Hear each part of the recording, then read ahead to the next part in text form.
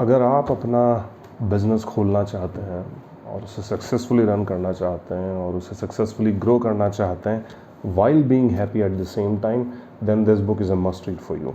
ये किताब आपको पढ़नी ही चाहिए। इनफैक्ट मैं उन सभी लोगों को, खासकर जो बिज़नेस स्टार्ट करने की काफ़ी दिनों से सोच रहे हैं लेकिन कर नहीं पाए अभी तक, काफ़ी सालों से सोच रहे हैं लेकिन कर नहीं पाए अभी तक, उनके लिए ये बुक तो बहुत ही ज़रूरी है। Because it will open a lot of mental blocks you have in your mind which are stopping you from opening your own business. So in this video I'm going to share 5 key lessons from this book which have helped me the most in starting my own company. Number 1 is planning is guessing. River क्या कहती है कि आपके सारे plans जो है ना सब गैसेज हैं, सब बकवास। इसका मतलब ये है कि प्लान कभी करना ही नहीं चाहिए क्या? नहीं, ऐसा नहीं है। Listen to this. प्लानिंग के साथ कुछ प्रॉब्लम्स हैं। पहली प्रॉब्लम ये है कि plans give you an illusion of control over things which you actually do not have any control over. जब आप अपना बिजनेस रन कर रहे होते हैं, for example competitors, customers, macro economic conditions, economy, politics etcetera etcetera, इन सब चीज़ों पे आपका कोई कंट्रोल नहीं होता, जिसके कारण बहुत सारी चीज़ें रैंडमली आपके प्लान को डिस्ट्रॉय कर सकती हैं। But you still have that feeling of control which is an illusion. दूसरा, plans are inconsistent with the improvisation. इसका मतलब ये है कि कई बार हम इतने लंबे प्लान्स बना लेते हैं और उन पर कमिट कर देते हैं कि जब कोई नई चीज़ हमारे सामने आती है और हमें लगता है कि हमें वो चीज़ को परस्यू करना चाहिए, हमें अपना ये डिसीजन चेंज कर देना चाहिए, हम ये कहते हैं नहीं, we had a plan, we got to follow that. तो on the spot decision making और इम्प्रोवाइजेशन की बहुत कम जगह बचती है when you commit for a long term plan.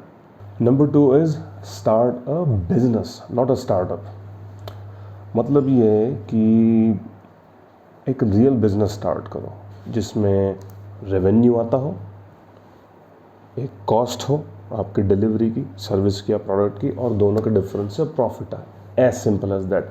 क्योंकि स्टार्टअप सुन के ना वो सब चीज़ें दिमाग में आती है, VC funding, first round, seed round, ये वो, hiring, offices and all of that.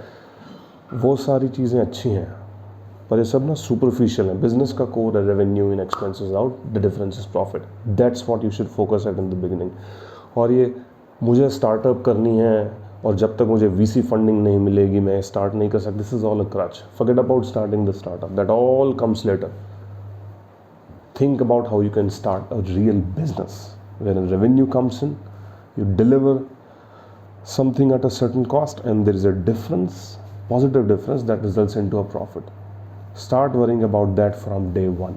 क्योंकि अगर आप ऐसा नहीं कर रहे हो तो फिर जो भी आप कर रहे हो वो बिजनेस नहीं है, वो आपकी एक हॉबी है। A business which does not have a path to profit is not a business. Third is start at the epicenter. जब आप कोई बिज़नेस शुरू करते हो तो कुछ कोर चीज़ें होती हैं जो कि फाउंडेशंस होती हैं, वहाँ आपको स्टार्ट करना चाहिए। बुक में एक बहुत अच्छा एग्जांपल है हॉट डॉग स्टैंड का, पर इंडियन कॉन्टेक्स्ट में हम चाय ले लेते हैं। लेट्स से आप चाय की एक बहुत अच्छी दुकान खोलना चाहते हो, तो आप कहाँ स्टार्ट करोगे? किसके बारे में सबसे पहले सोचोगे? चाय की दुकान की लोकेशन, या चाय की दुकान का इंटीरियर, या उसकी मार्केटिंग, या आपका विजिटिंग कार्ड, या आपकी दुकान की वेबसाइट? नो, आपको सबसे पहले सोचना चाहिए चाय के बारे में। क्या आप एक अच्छी चाय बना सकते हो? That is the core of your business, that is the foundation of your business.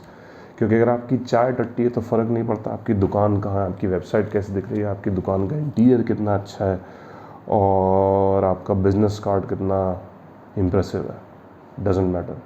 So figure out the epicentre of the business and start there. जब मैंने अपना बिजनेस स्टार्ट किया तो मुझे पता था कि मेरे बिजनेस की foundation will start at hiring. So that's exactly where I started and then I started worrying about PPTs and websites and networking and all of that stuff. Start at the epicentre. चौथा है welcome obscurity. Obscurity मतलब आपको अभी कोई जानता नहीं है, आप छोटा सा बिजनेस हो, आपने अभी अभी स्टार्ट किया है, आपके 10-15 कस्टमर्स हैं गिनती के। ये बुक कहती है कि you shouldn't feel bad about it, in fact it is a great position to be in, क्योंकि आप इस समय मिस्टेक्स कर सकते हो, रिस्क ले सकते हो, रैंडम आइडियाज टेस्ट कर सकते हो बिना बहुत सारे लोगों को अपसेट किए।